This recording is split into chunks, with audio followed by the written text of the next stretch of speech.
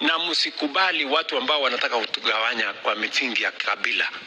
Hawa ni wapande hii, hawa ni wapande ile, hawa hawafai, hawa wako na shares, hawa hawana shares. Hiyo ni siasa ya ujinga.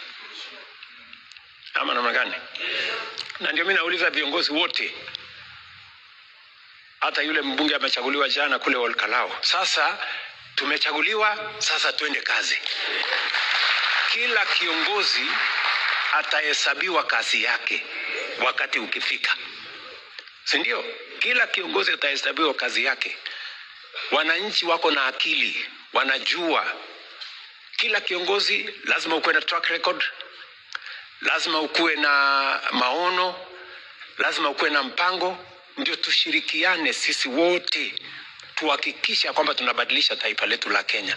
Ya muhimu ni kuhakikisha kwamba wale wametuchagua maisha yao inabadilika.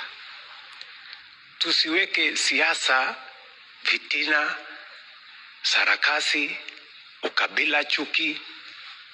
Wananchi wakishaamua, sisi wote tunatembea pamoja, kwa sababu tunataka, lengo letu kama viongozi ni kuhakikisha ya kwamba maendeleo inapatikana, Kenya inabadilika, maisha ya wananchi inabadilika, na taifa letu linasonga mbele.